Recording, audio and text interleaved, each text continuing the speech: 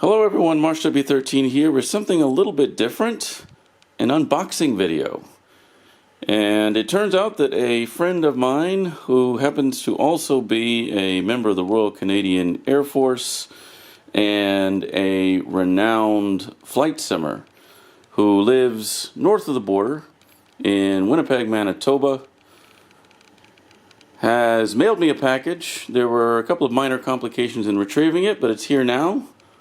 So let's say we open it and see what this care package might contain. So I'm going to use a box cutter here, and with very little effort the box has been opened, and alright, let's undo some of this wrapping. And it appears we have some sort of what may be a flight bag. Let's see what's inside. I'm not really sure what we should open first. Maybe we'll try a pocket. And wow.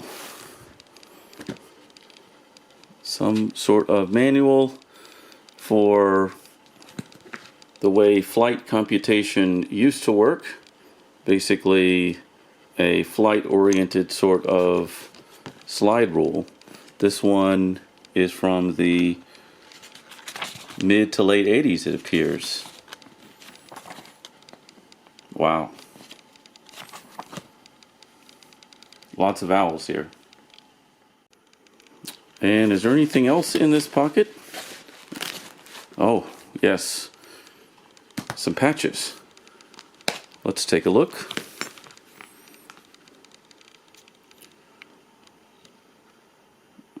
There's a crown here. Clearly that is the British crown, one assumes.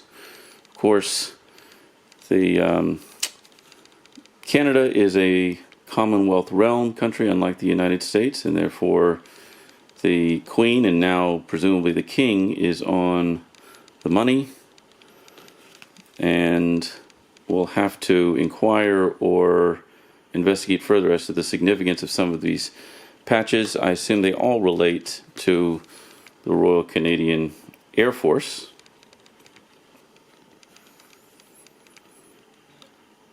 This one has what looks like some sort of lion or lion-dragon hybrid on it.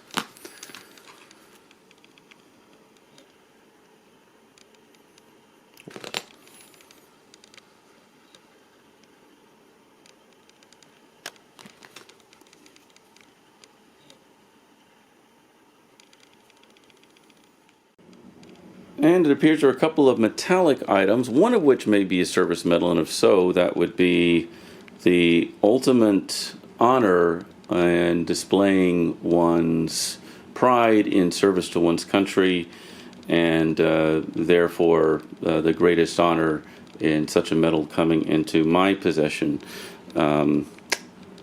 Here's one metallic object, and then one that appears to have a very similar insignia, but it says service on it. This may in fact be the service medal with the ribbon, and of course this is made for framing, and there are apparently various video and text sources out there on the internet that provide more information on how best to frame such a medal. Just beautiful. And I guess if you have the flight computer manual, you have to have the flight computer itself. This one with some initials on it. And yes, this is what a 1980s, 1990s era flight computer would have looked like. Well, let's see if there's anything else in this bag. We can check the left pocket here, and what appears to be a hose, undoubtedly one that would connect an aircraft to a helmet. Never seen one of these in person. Just such a beautiful instrument here, and such an honor to hold one. Now let's check the main compartment of the bag, which appears to hold. Let's be very careful taking it out here. Wow. A helmet and boots. And let's just behold this helmet for a moment. On the back you have the Canadian maple leaf. On the side you have what's inscribed, more than likely a call sign, Des. And then on the inside, let's see here, some more handwritten inscriptions.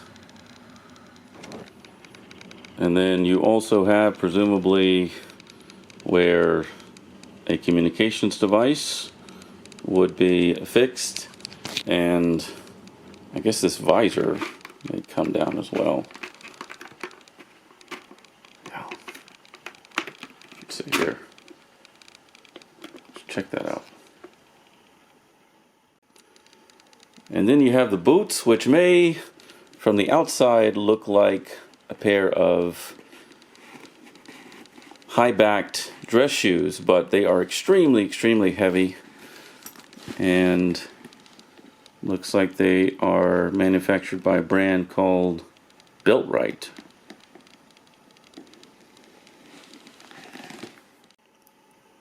And it felt like there might be one more article of clothing in here. Let's see if that is in fact the case. And wow. Wow. This is what appears to be an entire flight suit. And here we have the entire flight suit laid out from toe to head.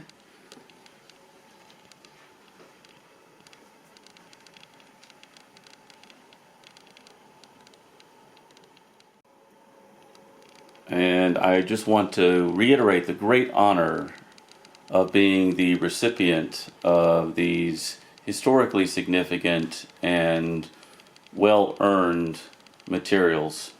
I promise to treat them with the utmost respect, and obviously we'll be framing the medal and perhaps sharing the results of that. But I also want to thank the donor of these materials, Des, and all the servicemen and women around the world who defend freedom against ever greater dangers.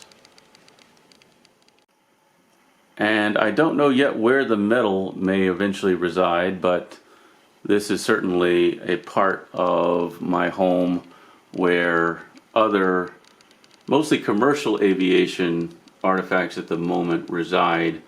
This is, of course, the original design proposed by the last presidential administration for the new Air Force One, which should be arriving in the next few years. It's based on the 747-8, but it won't have this paint scheme.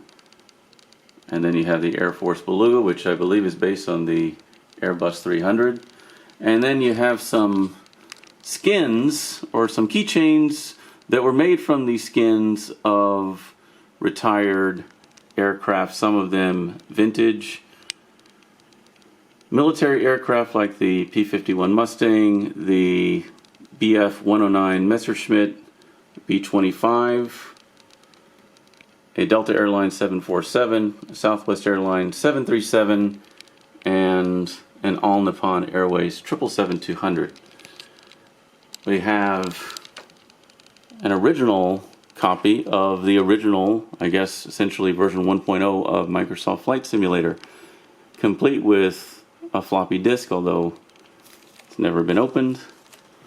We have a plate here from the inauguration of service in 1973 of the L-1011 TriStar, as well as a huge model of the TriStar, along with a seat map that would have been used by cabin crew back in the day. This up here is a wooden emblem that used to grace each of the gates back in the 1980s era. This is a genuine captain's hat with captain's wings. And then we have some genuine instrumentation from within salvaged cockpits. These are the external, this is part of the external lighting panel of the CRJ here. Turn on the navigation lights, beacon, strobe. And we have the interior lighting panel for an A320, an Airbus A320. And then these are actually original instruments from an L-1011 TriStar. This would have been the weather radar. You can adjust the radar range, 50 nautical miles, 25 nautical miles. You can look ahead, to the left, to the right, adjust the brightness, a vertical speed indicator, and some of these, this one actually is accompanied by a maintenance slip from when it was last checked out. I think this is a fuel temperature gauge from a McDonnell Douglas MD-80 style aircraft. This, I believe, is from a 737, I assume a 737 Classic. And then we have, I think this is called the maintenance panel, and it is also from an A320, an Airbus A320. Well, that's all, folks. Thank you once again for joining me, and stay tuned for my next video. Goodbye.